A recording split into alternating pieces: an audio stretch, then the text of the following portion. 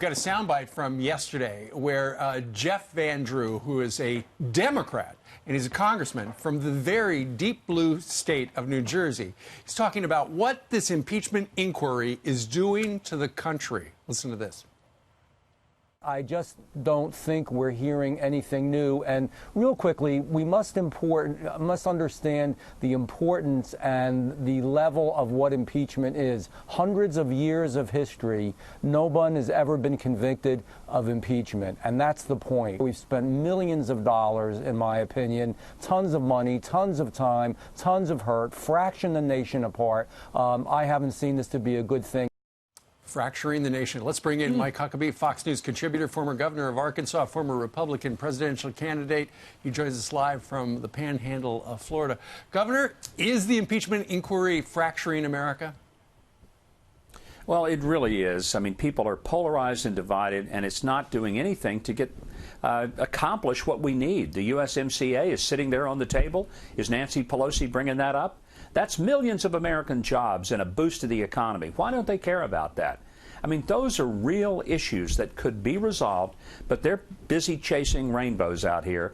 And it's pretty apparent that this is not going anywhere other than to the, I think, landslide reelection of President Trump next year. And I know I'm on a limb saying that. Mark it down, dot the tape. Let's watch it a year from now, the day after the election.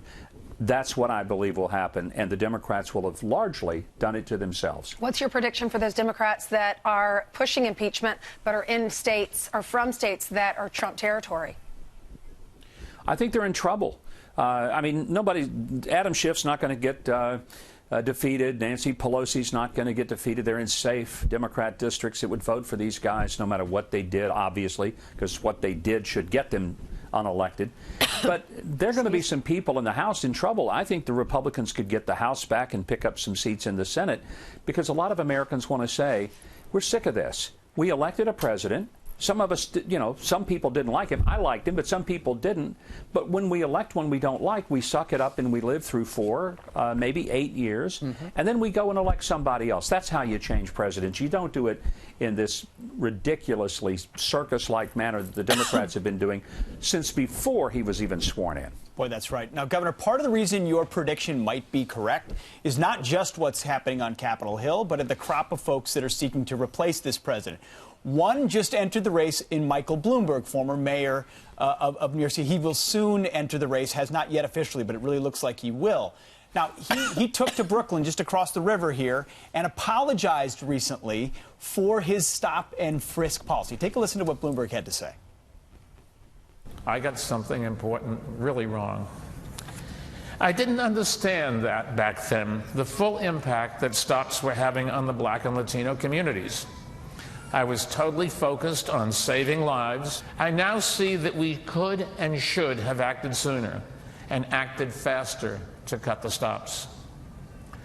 I wish we had. I'm sorry that we didn't. Back then, I was wrong, and I'm sorry. Well, he said something different, Steve, a little while ago. Yeah, well, he did. But I'm just curious, Governor, what do you make of the fact that for years he said stop and frisk was perfect, and now, I'm sorry, we did it? Look, I think the Democrats need to hire the great, wonderful Brenda Lee to open their national convention and let her sing her signature song, I'm Sorry, because every one of them are sorry about something. And that would be a great opening salvo to what the Democrats are saying to America. We're so sorry. Well, we'd be really sorry if we elected them. That's what we'd be sorry about. But, Pete, I've got to correct you on something. You said that maybe the reason the president would be reelected and that I was right was because of the opposition. Well, no, the reason I'm right is because I'm a stinking genius, Pete. I don't want you to ever forget that. All right, I stand corrected. You're right. Well, I will apologize to you because that's something Michael Bloomberg said he would never do. Take us back in the tape to March. He said before he was going to be a candidate, he was a tough guy. This is what he said about apologizing then.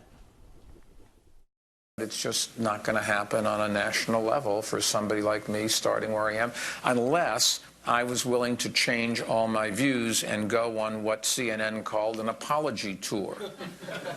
Joe Biden went out and apologized for being male, over 50, white, Beto, or whatever his name is. He's apologized for being born. So what is going on, Governor? Is this a political calculation? Did somebody say to Michael Bloomberg, the billionaire, if you really want to get the nomination on the Democratic side, this policy that you had is problematic. You got to fix it. And so that's what we saw yesterday in Brooklyn. Yeah, forget the fact that it worked. Forget the fact that it made the streets of New York safer, even in those areas where supposedly people would have hated it, but they didn't hate it. The criminals hated it, but the law-abiding citizens didn't.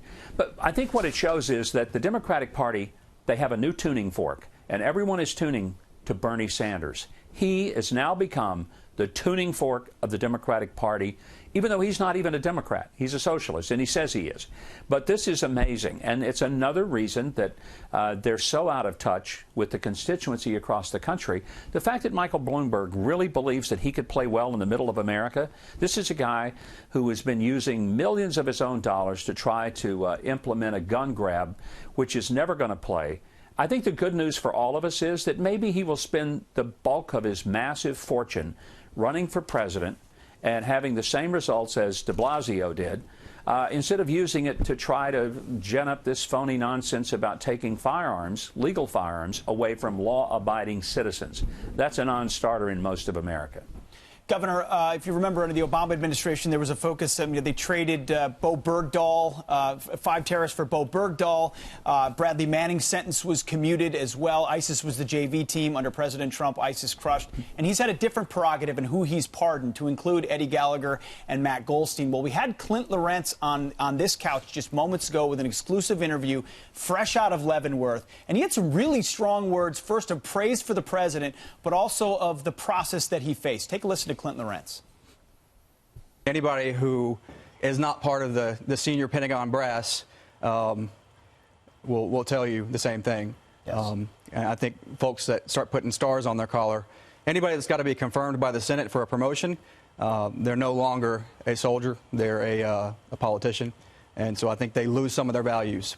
And they certainly lose a lot of the respect from their subordinates when they do what they did to me, which was, throw me under the bus. Governor, your reaction to the president taking these bold and sweeping actions for these guys? Well, if it wouldn't mess up the camera shot, I would stand up and give him a standing ovation, because what he said is absolutely correct. And one of the things that I hope that people will recognize, and one of the main reasons we need to reelect the president, he's got the guts to do what's right, even if it's not popular, even when he doesn't know the outcome, whether it's using his political capital to campaign for people and he doesn't know whether they're going to win or not. That takes guts.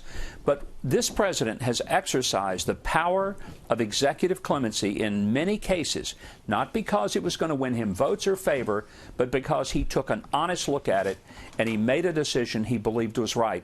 There are very few chief executives at the state or the national level who have been willing to do that. Some have done it because they bail their donors out.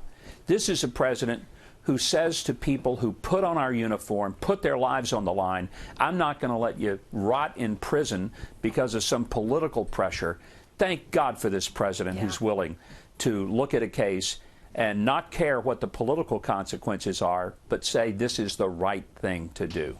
Very well said. I'll apologize to you anytime, Governor. We would stand up and give you a standing ovation, except it would screw up the camera shot. Watch this.